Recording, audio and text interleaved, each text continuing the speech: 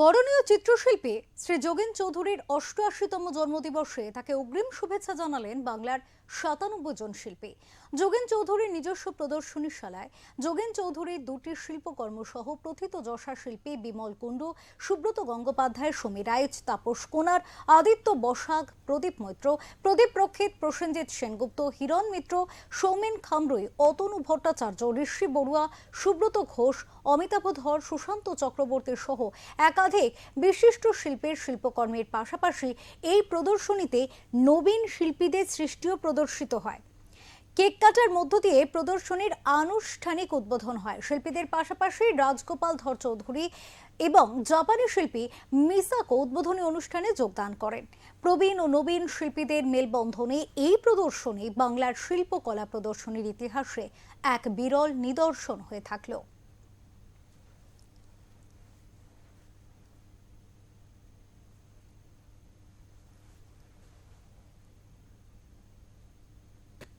তার নাম হচ্ছে মিসাকো সাইনি।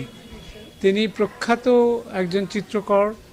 তার উদ্দেশ্য এখানে ভারতবর্ষে ট্রেডিশনাল জাপানি সুমি ইঙ্কের কাজকে প্রচারিত করা।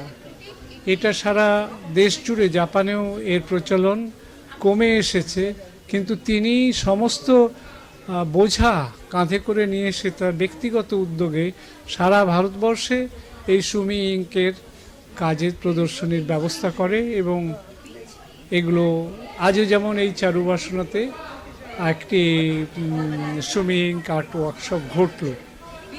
তো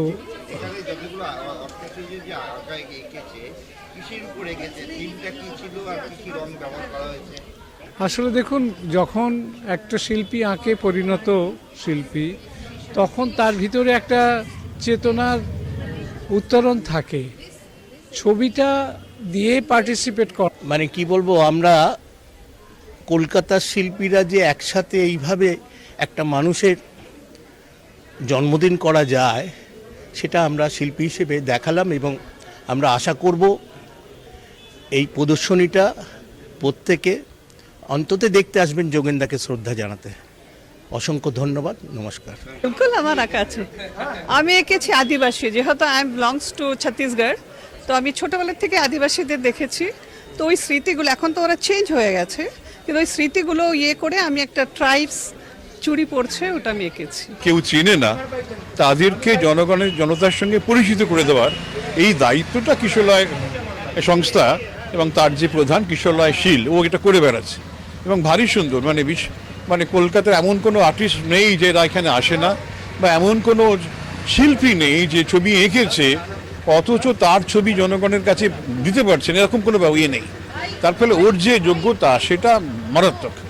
মানে শিল্পকে মানুষের দোরগোড়ায় পৌঁছে দেওয়াটা যে দায়িত্ব কিশোরলয় নিয়েছে, আমি খালি এটাই বলবো যে শীতের জন্য হয়তো একটুখানি তিনি বেরোচ্ছেন কম ঘর থেকে, কিন্তু যখন আমরা যোগেন্দ্রের কাছে লিখে পাঠিয়েছিলাম যে এরকম একটা শো করতে চাই, তখন যোগেন্দ্র কিন্তু সম্মতি প্রকাশ করেছিল এবং কলকাতার সমস্ত সিনিয়র শিল্পীদের কাছে যখন বলেছিলাম এরকম একটা অনুষ্ঠান করতে চাই, প্রত্যেক শিল্পী আমাদের এই অনুষ্ঠানে যেভাবে ছবি দিয়েছে।